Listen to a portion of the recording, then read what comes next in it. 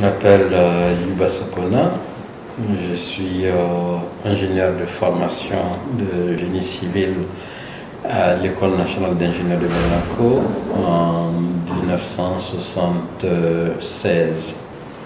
Et puis j'ai fait une thèse de doctorat d'ingénieur à l'École nationale supérieure des mines de Paris et Paris 6 dans le domaine des sciences de la Terre.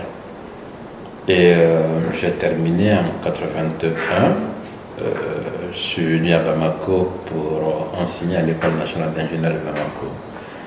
Et puis après, j'ai été amené à quitter le Mali en 1982 pour aller m'occuper d'un programme de recherche internationale qui a été soutenu par l'Union européenne, qui s'intitulait un programme coopératif de recherche sur l'énergie et le développement. Parce que dans mon cursus, au moment où je faisais ma thèse, j'ai également suivi des cours dans le domaine de l'économie de l'énergie. Bon, c'était pour voir dans quelle mesure les pays du Sud ils pouvaient définir une politique énergétique pour faire face au deuxième choc pétrolier. Il y avait des centres de recherche de la Chine, de l'Inde, d'Amérique latine, Brésil, Argentine et Mexique, et un centre africain qui a été basé à Enda, à Dakar, avec deux centres de recherche européens, l'IEG à Grenoble en France et SPRU à Brighton en Angleterre. À la suite du développement de ce programme de recherche, nous avons initié à Enda, Dakar un cours de formation dans le domaine de la planification énergétique pour les pays africains à partir de 85-86. Et puis j'ai été amené également à développer le même type de formation en 88 pour les pays anglophones au Botswana à l'université. Et par la suite, développer un programme de formation dans le domaine des politiques énergétiques avec l'Institut de formation et de l'environnement de la Banque mondiale. Et en poursuivant un programme de recherche en Afrique sur l'énergie et le développement jusqu'aux environs des années, vers la fin des années 80, au début des années 91, nous nous sommes investis sur les questions des changements climatiques parce que ça émergeait comme une problématique importante à travers le monde, d'abord les aspects scientifiques, et pour nourrir et définir les orientations politiques. Nous avons donc constitué un pôle de réflexion et de travail sur les changements climatiques à partir de Dakar. À la suite de cela, on a développé des programmes de formation, des programmes d'appui et de support aux pays africains pour une meilleure appréhension de la problématique des changements climatiques. Et dans la même perspective également, nous avons développé quelques travaux dans le domaine de la dégradation des terres, notamment la question de la désertification et de la biodiversité. J'ai été amené à partir de 2004 de quitter le Sénégal, Enda, pour aller diriger à Tunis une organisation intergouvernementale d'observatoire du Sahara et du Sahel pour me focaliser davantage sur le circum-saharien avec deux préoccupations essentielles. La gestion des aquifères transfrontaliers, la gestion constatée des aquifères transfrontaliers, notamment un aquifère partagé par l'Algérie, la Tunisie et la Libye, et un aquifère partagé par beaucoup de pays africains, dont le Mali, Ulumenden, qui intéresse le Mali, le Niger, le Nigeria, le Burkina Faso, l'Algérie et autres. et en même temps essayer de développer un programme de recherche et d'analyse sur une meilleure compréhension de la dynamique des écosystèmes et des agroécosystèmes du circum-saharien, en mettant en place des observatoires qui permettent de collecter les données biophysiques, socio-économiques, climatiques, pour une meilleure analyse de la compréhension des phénomènes et de nourrir les politiques adéquates dans cette perspective. Je suis resté à l'Observatoire du Sahara et du Sahel jusqu'en 2010. J'ai été amené à quitter l'Observatoire et aller mettre en place le Centre africain de politique climatique à la Commission économique des Nations Unies sur l'Afrique. C'était de constituer un programme de recherche et d'appui sur une meilleure compréhension des politiques climatiques pour les pays africains et en même temps supporter les différentes orientations que les pays africains qui commencent maintenant à se rendre compte que les changements climatiques constituent une préoccupation essentielle pour eux. Et en même temps, j'ai été d'abord auteur principal du groupe intergouvernemental d'experts sur l'évolution du climat à partir des années 90, dès que ça a démarré. Lors du 5e rapport du groupe intergouvernemental, j'ai été désigné comme co-président du groupe 3 qui a en charge les questions d'atténuation. Et depuis 2015, je suis vice-président du groupe intergouvernemental d'experts sur l'évolution du climat. J'ai quitté la commission économique des Nations Unies pour l'Afrique et le programme que j'ai mis en place pour aller travailler dans un think tank qui a été initié par le président Nyerere, le Centre Sud, pour également travailler sur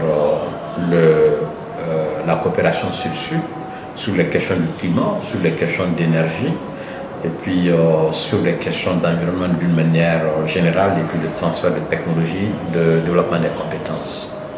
Durant tout mon parcours, j'ai eu à publier plusieurs articles scientifiques sur l'énergie et le développement, sur le climat et le développement, sur le renforcement et le développement des capacités. C'est-à-dire que je m'intéresse beaucoup plus au développement, à la mobilisation des capacités des pays africains plutôt que le renforcement des capacités, parce que j'estime que les pays disposent d'énormément de capacités et qu'il faut mettre ces capacités ensemble en relation. Et du coup, j'ai été amené à coordonner un programme sur l'énergie, la planification énergétique de l'Afrique en ayant deux pôles. Un pôle en Afrique du Sud à l'université de Cape Town et un pôle à Dakar, à Enda. Et comme on le sait, la plupart des anglophones africains, ils parlent très peu le français.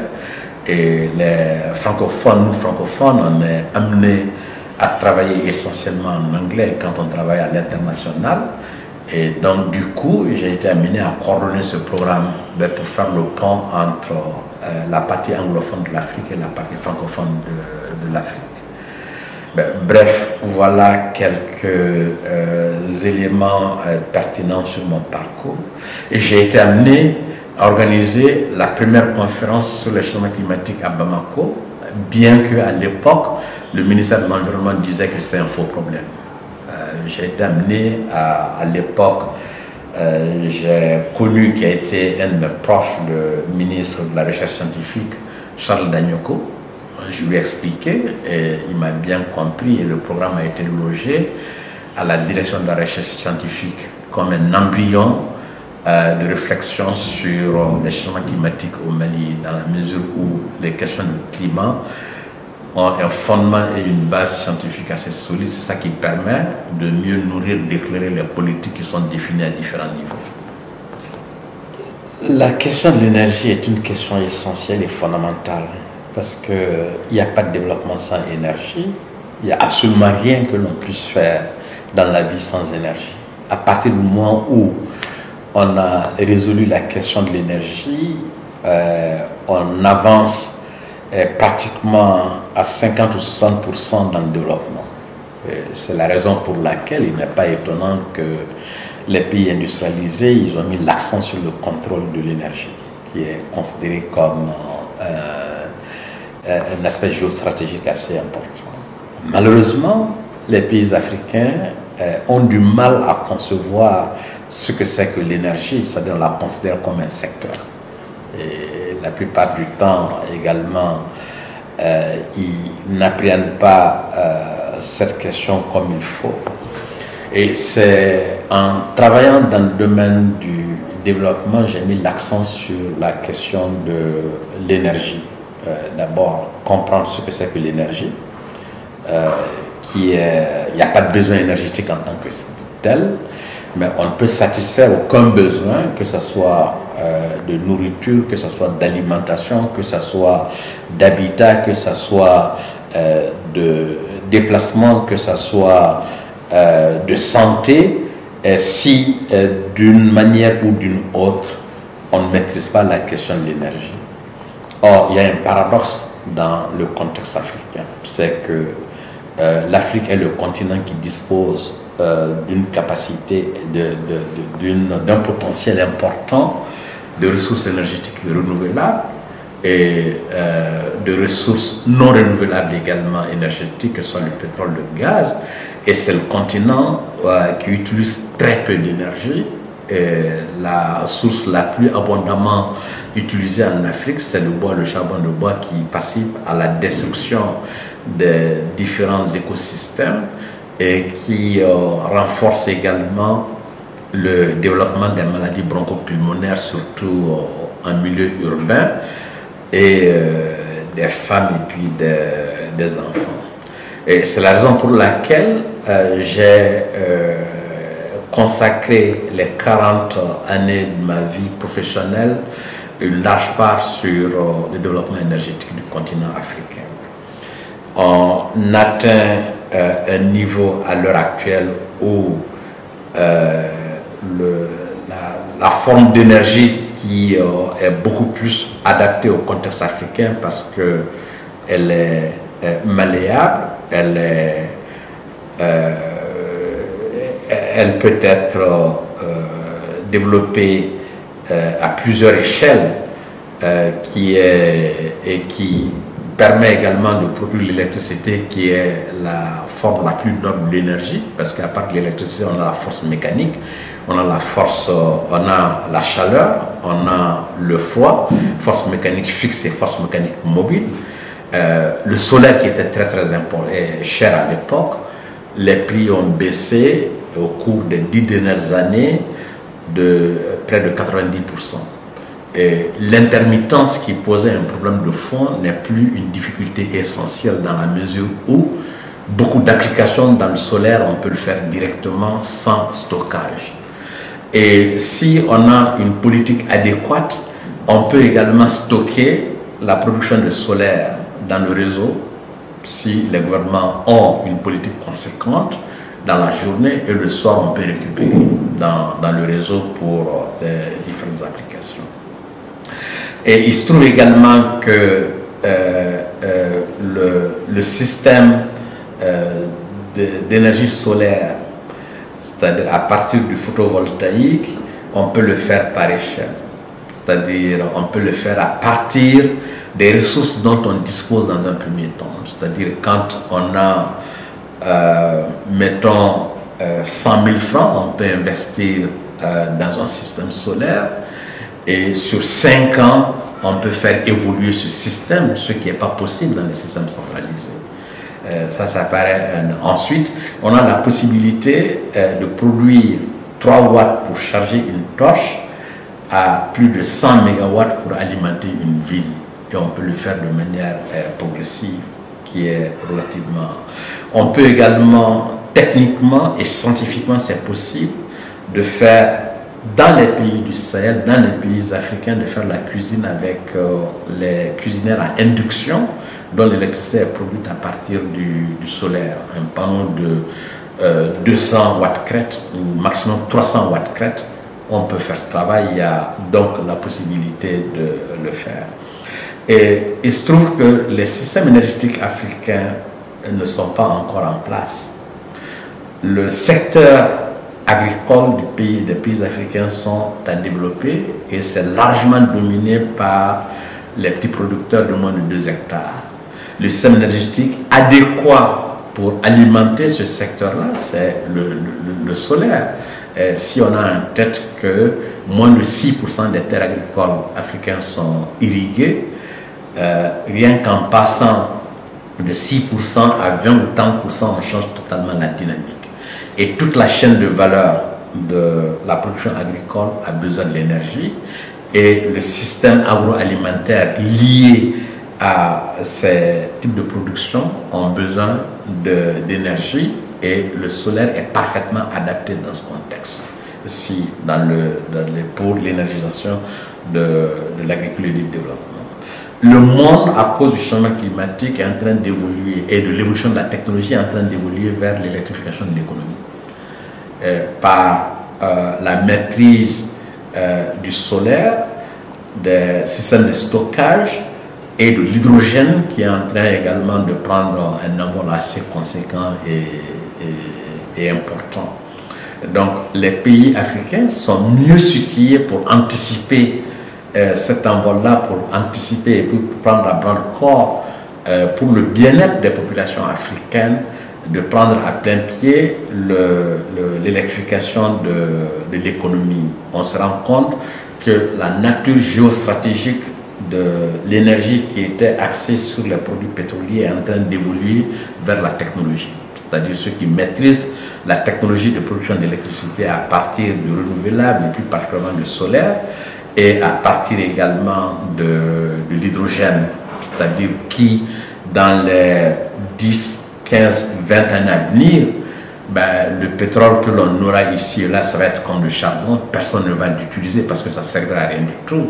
On a une forme d'énergie beaucoup plus noble, qui est l'électricité, qui est flexible, qui est malléable, qui est adaptable et qui peut être produit de manière décentralisée comme de manière centralisée avec différentes applications. Les Chinois ont pris un envol là-dessus. Les Américains viennent de déclarer qu'à l'horizon 2030, ils vont avoir que des voitures électriques. Les Européens sont également lancés là-dessus. Et je pense que les Africains peuvent,